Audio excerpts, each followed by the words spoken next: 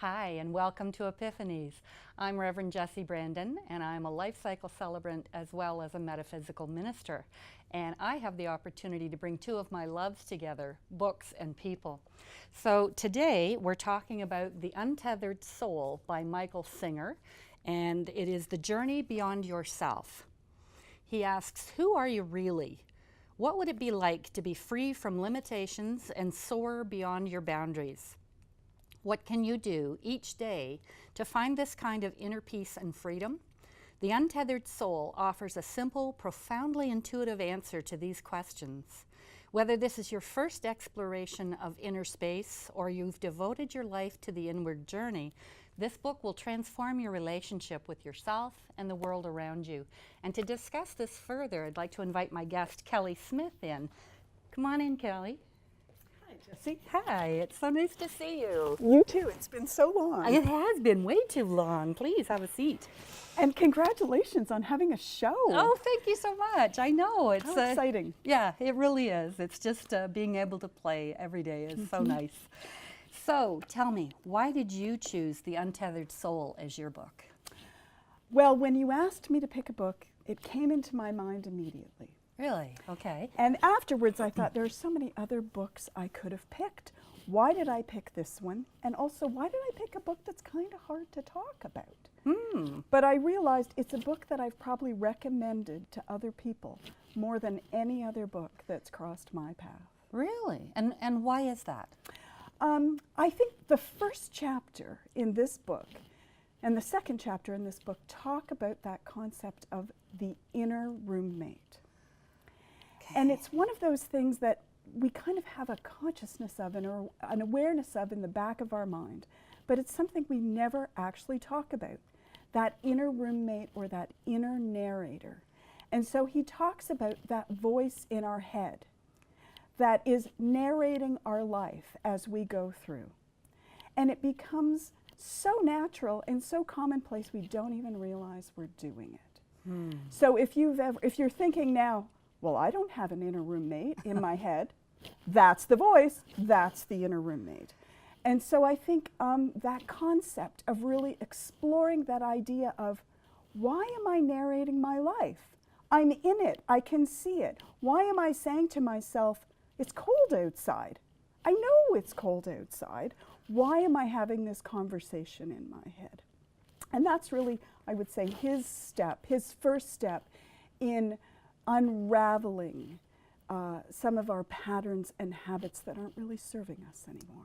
Very cool. And do you know what I forgot to do? I forgot to read your bio. Oh, you did? Yes. So I'm going to do it now because I think it's really important.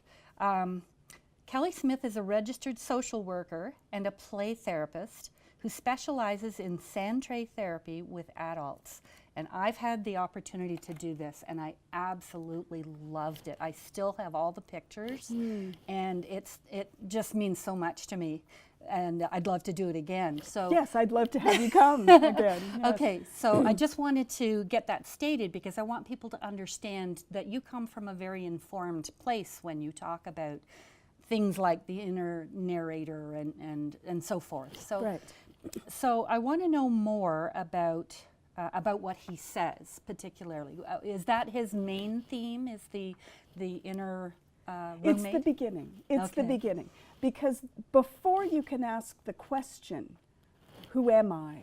What's my purpose? Why am I on this planet? And those existential questions we all ask ourselves. Before that, there's a step first, and that is to notice this incessant mindless chatter. Sometimes the Buddhists call it the monkey mind. And I love that image. I think of a tree and a little chimpanzee bouncing from branch to branch. Yeah. And who hasn't experienced that as their mind? Yeah. I sometimes describe mine as the hamster on the wheel, because if I let it, it will just run incessantly. It's a wonder any of us get any sleep at all. Yeah. Right? So his first step is to even notice that we're doing that. So you have to notice that you have, another term he uses is that you have an inner maniac that lives in your head, that's just an absolute drama queen that catastrophizes everything all the time. Wow. So you need to question, wait a minute, why am I doing this? In order to then step back and say, I'm not that. So he says the big question isn't why am I doing that? It's who is noticing that I am doing that? Oh. So if you can notice that you have this incessant chatter, then you can realize something else notices the chatter. So therefore I'm not the chatter, therefore what am I? And that gets you into the big spiritual questions of life. Oh, that is really fascinating. So I was really fortunate to get this as soon as you talked about it. I went to the bookstore. I go to Bell Book and Candle all the time. And I just love that place because not only do they have new books, but they have used as well. And that just makes it a little easier to get, you know, since I have a little bit of an addiction. Right. And we're buying local. Yeah, that's right. I love that. So anyway, I forget where I was going with that I was able to get this right away. Oh, I know. I wanted to know if you have recommended it to other people. Have you bought copies for other people? Yes. Yes, I think this is my third or fourth copy. I recommend it to clients all the time. I recommend it to friends all the time. And the other book I recommend, which I would have brought with me, but of course I lent it to someone and I don't have it with me, is The Surrender Experiment. And it's his second book. And so this is the philosophy behind his life. Right. And The Surrender Experiment is actually his life story and how he put into practice these philosophies. Oh, that would be so good. I just want to say that I just saw on, I can't remember if it was Facebook or Hay House, because of course I'm a member of everything Hay House, and he is doing a free series right now of 3 videos. Oh. And if you sign up, then they'll send you the links, and in 5 days they send you another one, and so forth. So I missed that. I'll have to look for that. Thanks, all right. Jessie. Well, if you don't find it, give me a call because I've got the link on my I think 3 emails. Right, of course. I registered as 3 different emails so that I make sure I get everything. Anyway, so I'm very excited because that's one of my plans for tonight is to go home and watch that one. And I do remember the Surrender Experiment being, I think it's number 2. So because sometimes we read these books and we think, oh well, yeah, it's easy to be spiritual if you live on a retreat on a mountain somewhere and you don't have the pressures of life and family. And so the Surrender Experiment shows you exactly what kind of life he had that he was able to maintain or practice maintaining that state of mind. Because I think practicing the maintaining is, for me, the most difficult. Because I will find, I'll get an aha and I think, oh, right, exactly. I know how to handle what's going on around me. And then life throws you another curveball. The minute you get good at something, the universe says, surprise. Ring a ding, Yes. more to come. Right. And I kind of take that as a little bit of a yay me because obviously I've gotten the epiphany. Right. And it's time to move on, but sometimes I just think, oh, slow your roll, universe. There's so much going on. Right. And I find for me in the fall is when things just really start, you know, harvesting, as it were. Yeah, so anyway, if there was one message that you would like our viewers to get from this book, what would it be?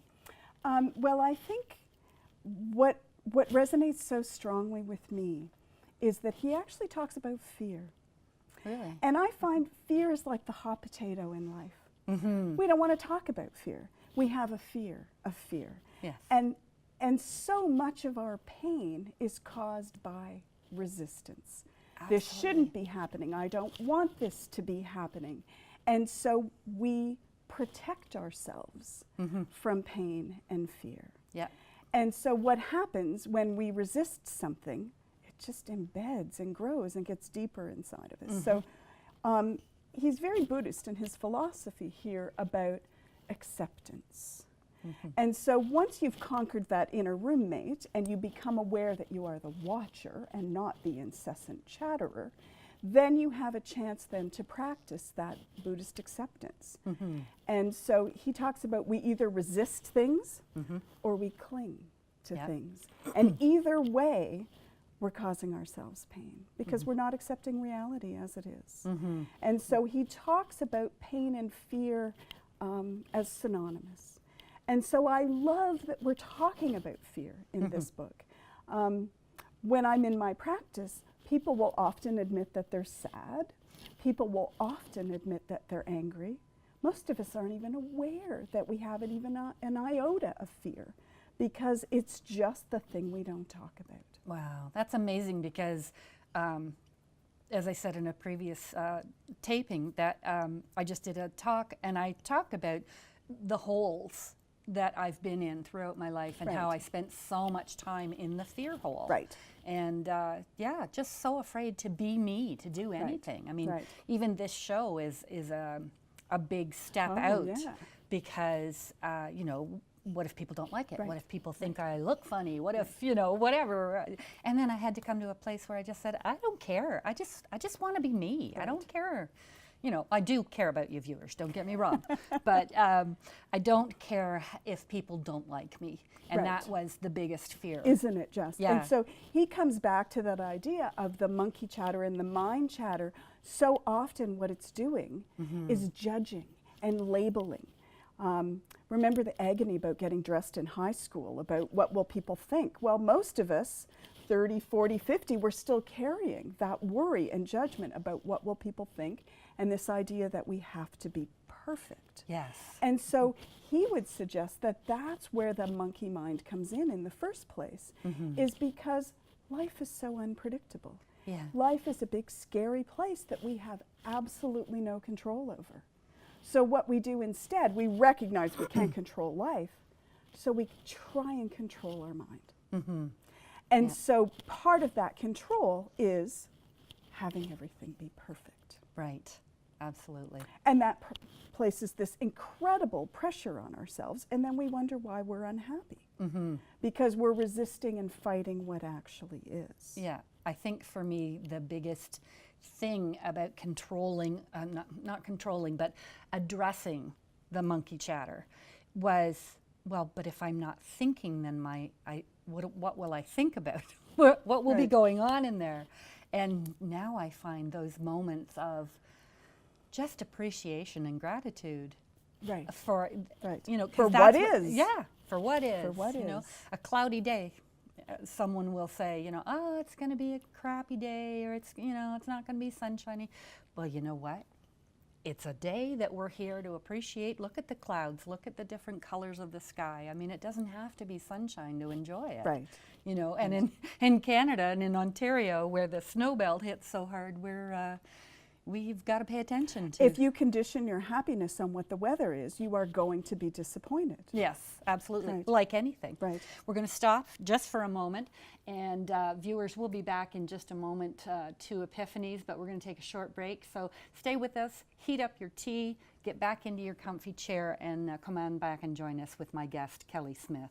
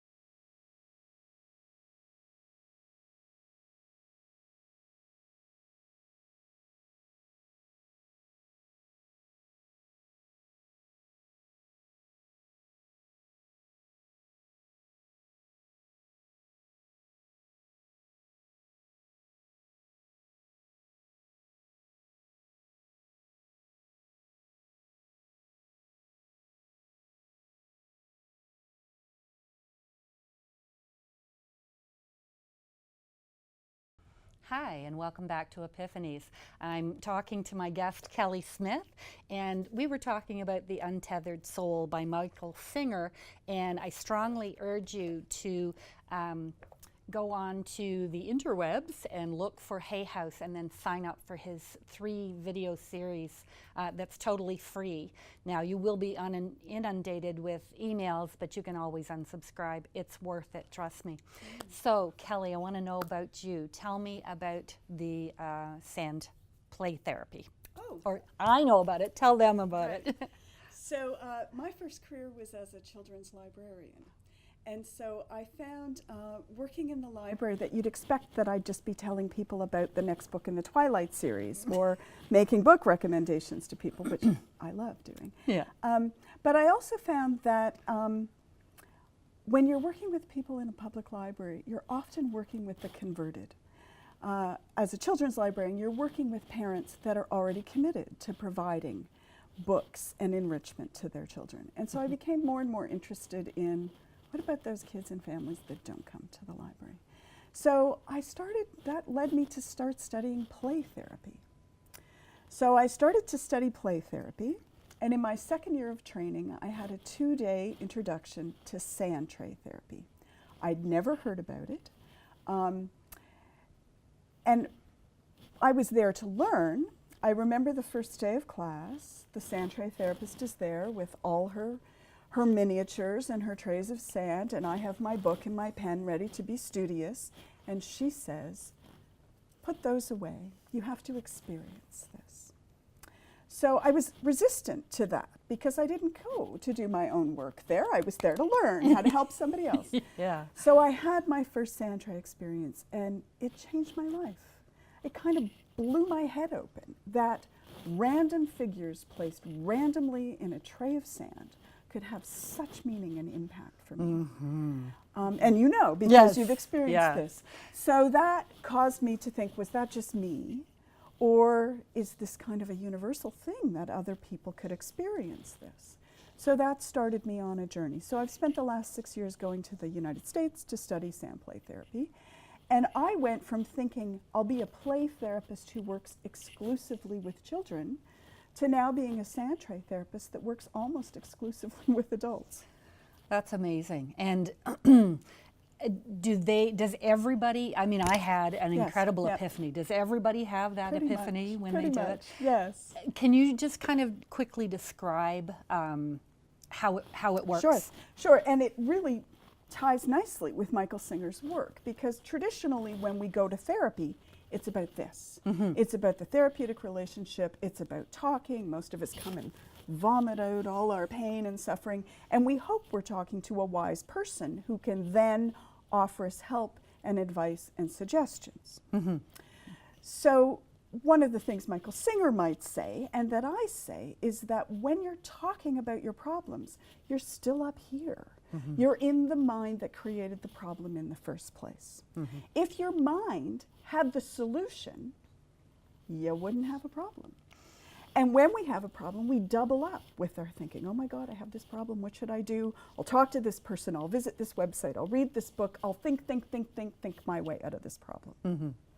So what sand tray therapy does is invite you to get out of that problem-making mind and drop into that other place. And we all have different language for what we talk about that other place. I sometimes talk about intuition, or connecting with your heart, or listening to your gut. We talk about knowing something in our bones.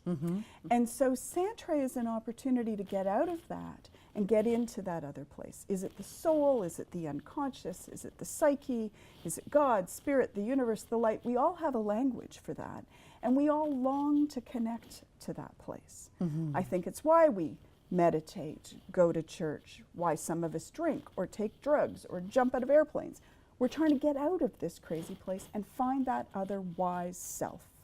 So there's something about being in a sand tray room with hundreds and thousands of figures. You have this figure here. There's another figure there. So I have, I don't know, 5,000, 10,000 figures. So instead of talking and relying on your words, you get into your intuitive place and you let the figure speak for you. It was absolutely mind-blowing for me, because you when we sat down and you encouraged me to let go of thinking and just, bring over what appealed to me, and it's amazing, like shelf after shelf after shelf of things. It was so incredible. And then to bring them over and set them on the table, and you said, don't put them in the sand right away, just set them here, because in my interpretation, they're still formulating what they are and where they're going to go and what they're going to say. Right. And to keep my mind out of it was so interesting. And so many people will say to me, they come to my room not knowing what to expect, and they're there because someone else has told them to come. So they're a little resistant, they're hesitant and reluctant. As I say, you don't have to drink the Kool-Aid. You don't have to believe this is going to work for you. Yeah. If you come curious, moderately open, even if you don't think you have intuition, even if you don't think you can connect to that wise place, everyone seems to. Yeah, there's just an invitation that happens when you walk in that room to just let everything go and let your, in my language, let your soul speak, let your heart speak, and just bring. And I just realized I think of you every time I set my table up for the show. Do you remember? Oh, right. Yeah. When I went, of course, this stone was there, and I was allowed to write whatever word I was seeking at that time. I'm not even sure if you gave me instructions. It just came out that I found this stone and it had a line through it, and balance was the word that I sought. And because that was something I really needed to investigate for myself. Right. So it is a part of my, this is my happy place. These are my happy things that I put out here. And I've never actually spoken about these before, but I wanted to point out that was there, and that was from our time together. And it's just so amazing. So you've been doing this, let me see, I think I came to your room, was it about three and a half years ago? Something like that? And so how long had you been doing it at that point? Or were you just starting? I was just starting. Oh, then. wow. So I started studying play therapy in 2009. So my first Sandtray experience was 2010. I did a week-long training and then came home and said to my husband, this is no longer a living room, this is going to be a Sandtray room. And I started collecting figures, not realizing where I'd end up a few years later. Yeah. So I've had my private practice now for about 4 years. You may not know I went back to do a master's degree. No, I didn't. You said something in our communiques. Yes. So I'll be a Master's of Social Work in December. So that's Very cool. Been busy. Yeah. And one of the cool things I'm doing right now is, as part of my my master's degree, I'm offering some filial training. Most people haven't heard of filial training. No. It's a part of play therapy where, instead of working directly with children, you teach their parents the skills of a play therapist. Oh, wow. So I've been studying play therapy all of these years, and I came across some literature that suggested that if you work just with a child, I'm not all sciencey, but the numbers are, if you do nothing, you're at 0. But if you do play therapy, you have about a 0.7 standard deviation influence, positive influence on a child. If you do play therapy and some parent training, you have about 0.8 positive effect on the child. If you do parent training alone, you have a 1.6 standard deviation positive influence on a child. So I've had the opportunity, as part of my placement, to offer filial training in a Toronto housing project at Jane and Finch. Oh, wow, that would be awesome. So that's just all happening now. I'm very excited about it. Yeah, so you're actually working with the parents down there. Yes. And what has been the response? Well, we're still just setting it up. Oh, okay. So we found a community center, we've applied for a grant. I had that sense of, here I am in my white, privileged, social worky world, walking into a housing project at Jane at Finch, and who am I? I must be suspect here. Who am I to come and say that I have something that's going to help you? And the response so far has been so warm and so welcoming that it's mostly women, it's mostly mothers I've met. they're desperate to keep their children engaged and yes, yeah. yes. Awesome. And so the idea behind filial therapy is that when you teach parents the skills of a play therapist, then you don't need a play therapist anymore. That you're enhancing the attachment relationship between parent and child. I have one more question for you. I would like to know if you can share with us an epiphany that you had that changed your life or changed your thinking in some way. Well, I mentioned already my first Santray, but I think in keeping with Michael Singer, a couple of years ago I did a 10-day silent meditation retreat. Oh, and we're lucky in this area to have the Vipassana Center, not so far away. So 10 days of silence. You may have noticed I'm a bit of a talker, right? So what happens with 10 days of silence? So what I started to do is notice and watch when I had the impulse to speak. And so after a couple days, I started to see a pattern. Really? And there were 2 times consistently where I felt like I needed to speak. And one was when I saw someone in distress. Yes. And so I wanted to help, which on the surface seems like a good thing. I'm a social worker, I'm a psychotherapist, I should want to help. But I dug deep and realized that part of the reason I wanted to help someone is so that then I had the inner chatter of saying, aren't I a good person? Aren't I a helper? I was very attached to that part of myself as being the one with knowledge. So I got to sit with that and play with that a little. So that was the first impulse to talk. The second was when I saw something funny. And so, again, well, I like to make people laugh. On the surface, that seems like not a bad quality. But to dig a little bit deeper into that, well, why do I want to make people laugh? What's in it for me? Oh, then people get to see me as funny and smart. And I like that. I like that part of my personality. Very so cool. Sitting with that was that was an epiphany for me. Very cool. Thanks. I have to, we have to break now, so I want to say thank you so much. I've learned so much from having you here today, and I really appreciate you taking the time. Thank you, viewers. Appreciate you watching Epiphanies. We'll see you next time.